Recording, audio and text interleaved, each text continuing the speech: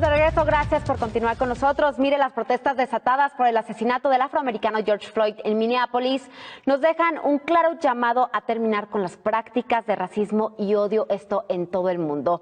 De esto nos hablará hoy nuestro colaborador Edgar Olivares. Edgar, ¿qué tal? Muy buenos días, adelante, te escuchamos. ¿Qué tal, Ceci? Te saludo con mucho gusto, al igual que a todo el auditorio de Señal Global.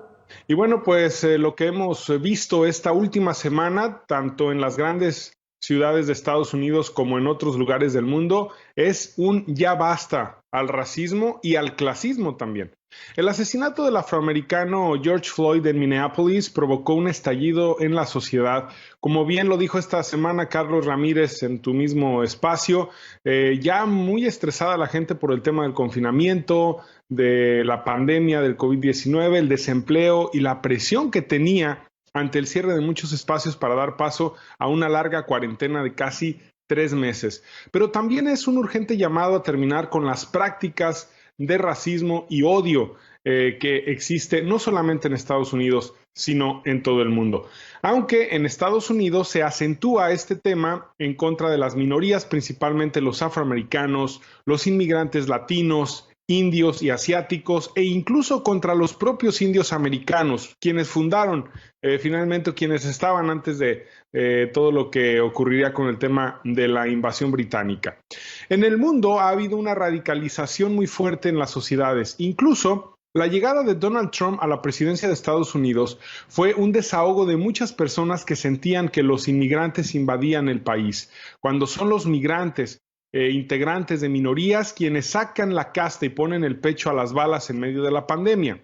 Me refiero a que su trabajo esencial ha mantenido a flote a un país ya de por sí muy golpeado por la crisis económica y de salud debido al COVID-19.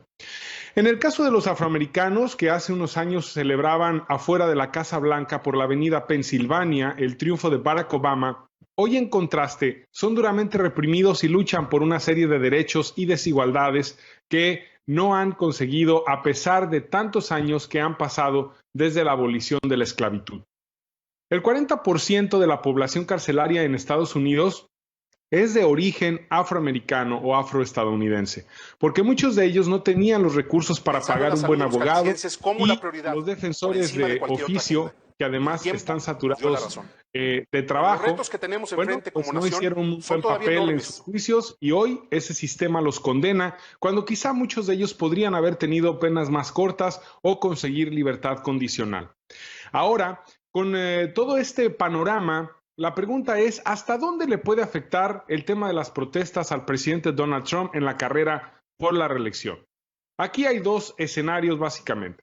El primero es que las manifestaciones continúen con un periodo de vida importante y desgasten a su gobierno, y en el sector de la población que podría inclinar la balanza en noviembre se genere un malestar por la reacción del propio presidente hacia los manifestantes. Ahí le podría afectar teniendo el país incendiado. El segundo escenario es que las protestas en realidad le ayuden a Trump para desviar la atención del desastroso manejo de la pandemia del coronavirus y logre convencer con su discurso que estas manifestaciones, muchas de ellas violentas, Edgar, discúlpame que te interrumpa, muchísimas gracias. En este momento nos tenemos que enlazar a Casa Jalisco, en donde el gobernador Enrique Alfaro Ramírez tiene un mensaje importante que dar a los ciudadanos. Muchas gracias, Edgar, nos enlazamos. Edgar, continuamos contigo, nos estabas explicando, pues bueno, todo esto que está sucediendo referente a la muerte de George Floyd y que ha originado diversas protestas en los Estados Unidos. Continuamos, discúlpanos.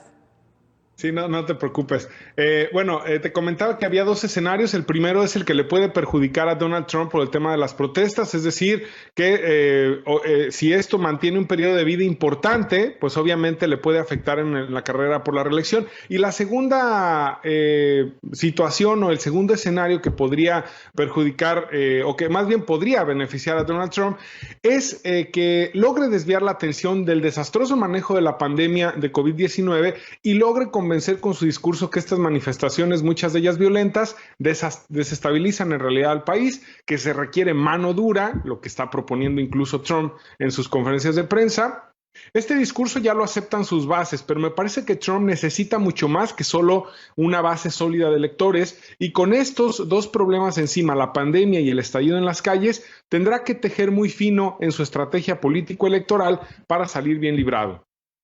Hace unos 4 meses, Donald Trump iba en caballo de Hacienda hacia la reelección, como coloquialmente se expresa en política cuando un candidato tiene prácticamente el triunfo asegurado. Pero hoy no es igual el panorama.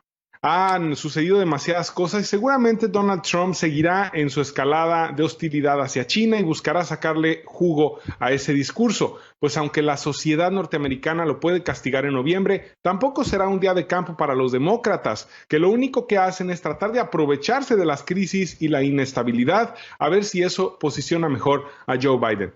Por último, Ceci, comentar que el racismo debe ser erradicado y en verdad espero que todas estas movilizaciones, no solo en Estados Unidos, sino en otras ciudades del mundo, sensibilicen a los racistas o por lo menos les pongan un freno a los policías para que se la piensen 2 veces antes de seguir cometiendo crímenes y en general a la sociedad racista. Es mi comentario esta mañana, Ceci.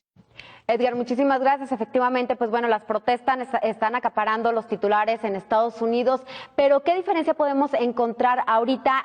Racismo siempre lo hemos visto a lo largo de la historia estadounidense y de diversos países. ¿Qué diferencia podemos encontrar ahorita en este hecho del fallecimiento de George Floyd, que pues bueno, desató precisamente las manifestaciones aquí en Estados Unidos y en otros países?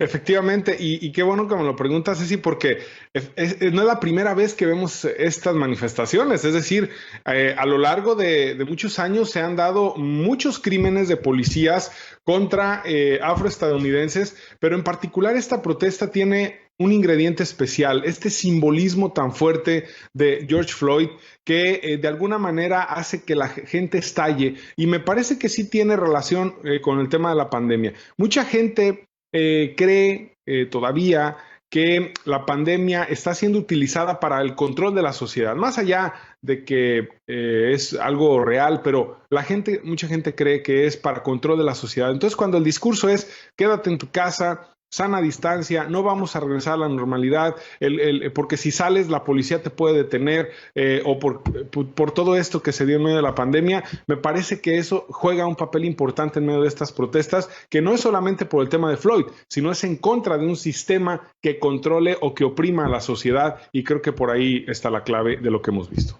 Perfecto, Edgar, muchísimas gracias, te mandamos un abrazo, muchísimas gracias y ahora sí nos enlazamos a Casa Jalisco en donde el doctor Jaime Andrade, que es el nuevo director de los hospitales civiles de Guadalajara.